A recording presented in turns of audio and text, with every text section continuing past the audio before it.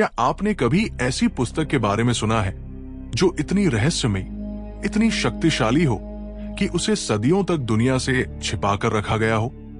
ऐसी पुस्तक जो गिरे हुए स्वर्गदूतों, गुप्त ज्ञान और महाप्रलय से पहले की दुनिया के बारे में बताती हो।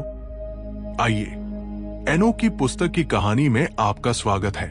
ये केवल एक प्राचीन ग्रंथ नहीं है, बल्कि ये ऐसे प्रश्न उठाता है जो हमारे अस्तित्व, ब्रह्मांड के रहस्यों और अच्छाई और बुराई की गहरी परतों को छूते हैं। मेरे साथ रहिए, क्योंकि हम इस अद्भुत ग्रंथ के रहस्यों को खोलने की यात्रा शुरू करते हैं। सबसे पहले, एनोक कौन थे?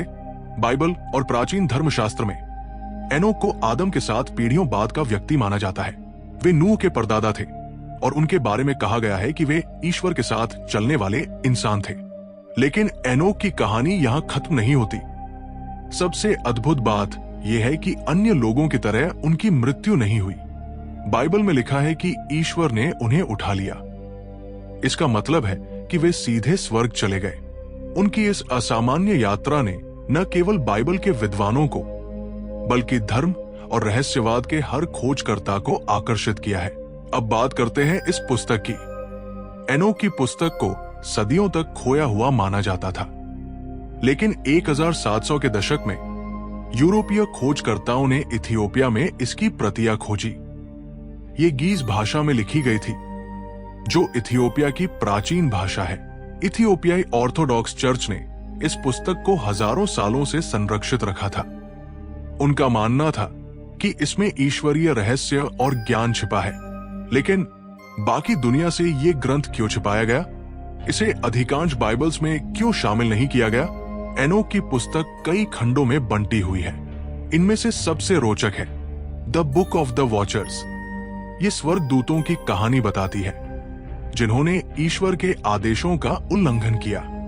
ये स्वर्गदूत धरती पर उतरे, इंसानों को गुप्त ज्ञान सिखाया और उनके जीवन में बड़े बदलाव लाए। उनके कारण धरती पर नेफिलिम जैसे दैत्य उत्पन्न हुए जिन्होंने अराजकता फैलाई। द बुक ऑफ पैराबल्स, ये खंड एनोक के दृष्टांतों और स्वर्गीय दर्शनों का वर्णन करता है। इसमें वह दुनिया के अंत और न्याय के दिन के बारे में भविष्यवाणी करते हैं। ये अच्छाई और बुराई के बीच के संघर्ष को उजागर करता है। एस्ट्रोनॉमिकल बुक, ये ब्रह्मांड के रहस्यों और समय के चक्रों की जानकारी देती है। इसमें ग्रहों, तारों और उनके प्रभावों के बारे में गहराई से बताया गया है। द ड्रीम विजन्स, इसमें एनोक के सपनों और भविष्यवाणियों का वर्णन है। इनमें उन्होंने आने वाले महाप्रलय और मानव जाति के पुनर्जन्म की भविष्यवाणी की थी। द एपिस्टल ऑफ एनोक, ये अच्छाई और बुराई के बीच संघर्ष की व्याख्या करता है। इसमें वह धार्मिकता के महत्व और अनैतिकता के खतरों के बारे में बताते हैं। इनमें से हर खंड अपने आप में एक रहस्यमयी संसार है, लेकिन सबसे ज्यादा चर्चा होती है the book of the watchers की। ये खंड न केवल गिरे हुए स्वर्गदूतों की कहानी कहता है, बल्कि ये मानव सभ्यता को प्रभावित करने वाले घटनाओं का भी विवरण देता है। इसमें यह भी बताया गया है कि कैसे स्वर्गदूतों ने धरती पर अराजकता फैलाई और ईश्वर ने इस पर क्रोध व्यक्त किया। The book of the watchers के अनुसार कुछ स्वर्गदूतों ने ईश्वर के आदेशों का उल्लंघन किया। वे धरती पर आए और उन्होंने इंसानों को हथियार बनाने, औषधियों का उपयोग और अन्य गुप्त विद्याएं सिखाई। लेकिन उनके इस हस्तक्षेप का परिणाम विनाशकारी था। इन स्वर्गदूतों ने इंसानों की महिलाओं के साथ संबंध बनाए और उनके संतान नेफिलिम कहलाए। नेफिलिम विशालकाय और शक्तिशाली थे, लेकिन उन्होंने धरती पर इतना आतंक फैलाया कि ईश्वर ने महाप्रलय लाने का निर्णय लिया। एनोक की सबसे आकर्षक कहानी उनकी स्वर्गीय यात्रा है। उन्हें स्वर्गदूतों द्वारा ब्रह्मांड के रहस्यों को दिखाया गया। उन्होंने स्वर्ग के 7 स्तरों को देखा और दिव्य सिंहासन के दर्शन किए।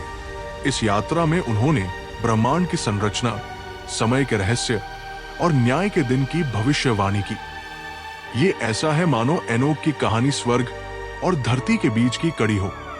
एनोक की पुस्तक को बाइबल में शामिल न करने के बावजूद इसने आधुनिक समाज और धर्म पर गहरा प्रभाव छोड़ा है। इसके पात्र और कहानियां फिल्मों, पुस्तकों और पॉप संस्कृति में दिखती है। ये पुस्तक हमें अच्छाई और बुराई, स्वर्ग और पृथ्वी और मानव जाति के उद्देश्य के बारे में सोचने के लिए प्रेरित करती है। एनोक की पुस्तक सिर्फ एक प्राचीन ग्रंथ नहीं है, ये हमारी जिज्ञासा को जगाती है और हमें बड़े प्रश्न पूछने के लिए प्रेरित करती है। क्या हम ब्रह्मांड के सभी रहस्यों को समझ सकते हैं? क्या अच्छाई और बुराई के बीच संघर्ष का कोई अंत है? यदि ये कहानी आपको रोचक लगी हो तो इसे लाइक और सब्सक्राइब करें और अपनी राय हमें टिप्पणियों में बताएं। तब तक के लिए खोज करते रहें और जिज्ञासा को जीवित रखें। आमीन।